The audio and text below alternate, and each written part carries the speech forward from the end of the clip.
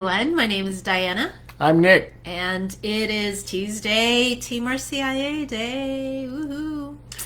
And gosh, we've gone through a lot of big changes. Yeah, and change is really hard. It Change is is. so hard. But and you know that probably because you have gone through some change in your life where you got a new vision or the got more in line with the church's vision of how the catechumenate process works. And now you're trying to communicate that vision to your team or to your pastor or to your RCI leader or somebody in the parish. You're trying to bring this change, this good, this important change to the parish, but you're getting resistance because change is hard. Yes, but the RCIA is all about change, right? Yes. It's a process of conversion, and that's just another fancy word for change. Yeah. And so we're going to look at some strategies to help you communicate this change vision to your colleagues, to the people who are working with you to implement the catechumenate, and to help them really see your vision, but also for you to hear their fears, their concerns, and to walk with them through those changes. So the first strategy is to just get more conversational. Imagine that you're sitting down and having a talk with somebody, a loved one. I try to think of my mother when I'm imagining these situations, because what I tend to do, I'm very logical and very structured, and so I start lining up all the facts for my case like I'm a lawyer going into a trial. You used to be on the debate I team. was on the debate team in high school, and I sort of never, I never gave that up. I feel like I'm on a debate team in my marriage sometimes. Uh, I tell him, you're debating, yeah, aren't you? You got yeah, your little cards right, going, right? right. So this isn't a debate; it's a conversation. And again, think of a loved one, your spouse, or a parent, or a child. How would you try to communicate some really important idea, and think of it more like, why this is so important to you and what matters to you about it, not so much the facts. Yeah, it's that sense that you're not. Well, there's that saying about not needing to be right. Your goal is not to be right, but your goal is to communicate, and part of that communication is listening, right? Yeah. And so, in that conversation, it's not a monologue. You need to listen to what the other person has to say, and that's kind of the second part, the second strategy we're going to look at here.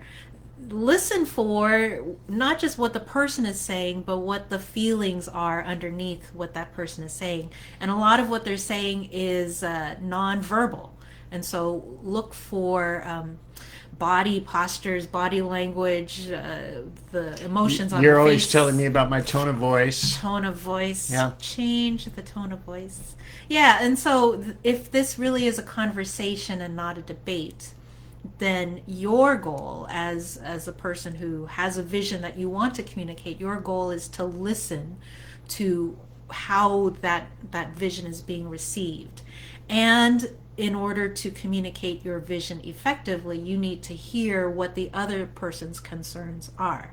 And so, listen more. Listen not just to their words, but also to their feelings, and help them name the feelings that you're sensing. And so if they're saying, "Oh, that's never going to work," or "We've never done it this way," or "No, we're just not going to do that," it just kind of be a mirror for them to say, "Well, it sounds like maybe you're afraid of something, or you're concerned about Or just something." ask them, when you say that, what are you feeling inside? Yeah. So I'm not very good at naming my Me either. feelings, but if you can help do that for the other person and really check in and not assume their feelings for them, that is another great step to do that.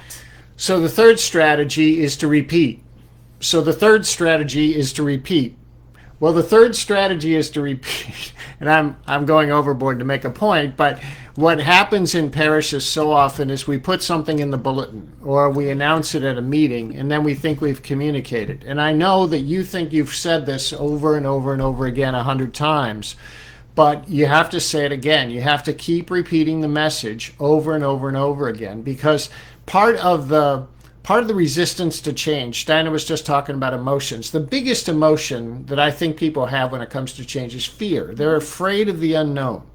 And so part of the way we deal with fear is we just ignore the future. We ignore the change. We ignore any messages about the change.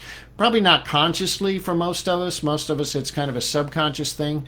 But that fear causes us to just kind of shove aside whatever it is that's causing that discomfort. And so you can say your message. You could stand right in front of the person and say the sentence, "This is the vision the church has for catechumenate," and then describe that vision. And I promise, if they're really resistant to change and they're really feeling that fear, if you ask them tomorrow, if you ever told them what the vision of the catechumenate is, they will say that you never did. And not that they're lying or that they're being, contrary. It's just the emotion inside of us sometimes causes our ears to shut down. Yeah, it's a selective listening. Selective listening, yes. So yeah, just keep repeating it, not just in the bulletin, but in your own, all different kinds of ways to do that in personal conversations and in written conversations, communication. So use all the kinds of things that you have to repeat and repeat and repeat that message, but don't bludgeon people over the head. Yeah. It's a difference between, sort of, I just told you that, listen to me, don't do that stuff, but just gently and in different kinds of ways, figure out how to communicate the message again and again and again. Part of that repetition is that you're committed to this as a relationship, right? And so it's not just either do it my way or the highway. It's you're in this for the long haul, in building this relationship with the people that you're working with. So don't expect change to happen overnight. Just keep keep saying the same message. Be consistent in your repetition of that vision. And then one of the other things that we have tried to use a lot in our webinars, in our short videos, is a kind of a dialogue process. You call it sort of like a summary of an elevator speech kind of thing. And there are 4 parts to that. The first part of what you're saying in order to communicate that vision is why this vision is important, why it matters, not just for you, the person communicating the vision, but for the person who's hearing that vision, for the wider community. So say why it matters.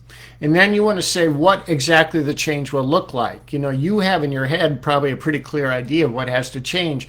But unless you say that real clearly and specifically, it's difficult for people to get on board with it.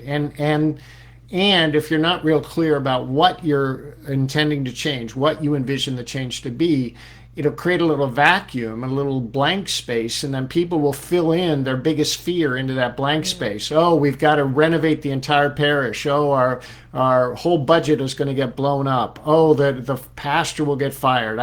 People will make up these fear scenarios if you don't say exactly and specifically what the change is. A third step in that dialogue is to kind of help them dream about what would happen if this change took place. What is the benefit? Not the benefit to you, the person who's communicating that vision, but the benefit to the person hearing it and the benefit to the wider community.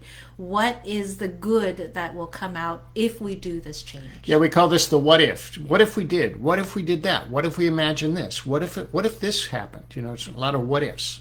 And then the final part of that 4-part structure is how. So how are we going to do this? And more importantly, how are we asking the hearer to be involved? What are we going to invite them to in a specific way to contribute to the change, to help with this new vision? And so those last 2 steps, sometimes we interchange those. We sometimes do the how third and the what if, the big dreaming statement last. But the most important thing is to start with why. Start with why this is important rather than, what's going to happen or how it's going to happen, but why this matters, because that frames the entire conversation. And you want to end with some specific invitation to the person to go and think about it more, or to come to a meeting, or to write down their thoughts, but ask them to do a specific thing. I had a pastor who would do that.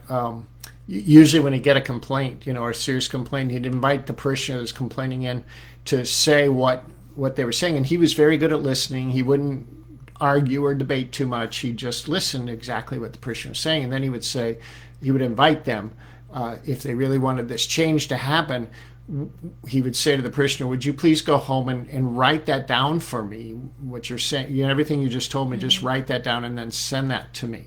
And 90% of the time they wouldn't do it. They wouldn't write it down. But he was challenging them to make some kind of a physical commitment to the change they were looking for. And so I'm asking you to kind of reverse that and ask them to make a physical commitment to the change you're looking for. Ask them to think about it. Ask them to ask another question. Ask them to come to a meeting. Ask them to write something down. Ask them to actually do something, a really small thing. Start with a really small thing. And if you can get them to commit to that really small step, then it's easier to get them to commit to another small step and then another small step. Mm-hmm. So these strategies, there's so many other strategies. We have an article on the website with 8 strategies. So we've only talked about 4 of them here, but 8 strategies on how to get buy-in from your colleagues, even your pastor. And if you're the pastor, how to get buy-in from the RCIA coordinator or the faith formation director, whoever it is. We're all on the same team. That's the point here. We're all on the same team, and we're all working for the same good. Sometimes the visions that we have for how to do that conflict or clash, but we are all trying for the same purpose of communicating God's vision and building up God's reign. And so if you have other strategies for helping people embrace change, for communicating the vision, whether it's the big vision of the RCIA or like a small change you want to make in one of the rites or something, try out some of these strategies and share your own strategies in the comments or at the blog post there. Yeah, the blog post is linked down there in the comments, so go check that out and let us know what you think. Let's see, what's coming up? We have a community chat coming up in about a week and a half or so. We have so many things. Yes. Yeah, and we are both going to be speaking at the Southwest Liturgical Conference next week, which is all online, which, so if you, like in the past, you had to get a plane ticket and go fly there. Now you can just do it from the comfort of your couch. Yes, so please go and register, because it'll be amazing. Just Google Southwest Liturgical Conference. To put it on, yeah. So yes, please go and register for that. We're going to do a workshop on how we are drawn into the liturgy and take the liturgy out into our lives, how it's kind of the fulcrum of what we do. And so we'll look at that. And I'm doing a keynote. Also, if you're interested in getting more resources from us, we have a sale right now, a discount on our regular membership registration fee.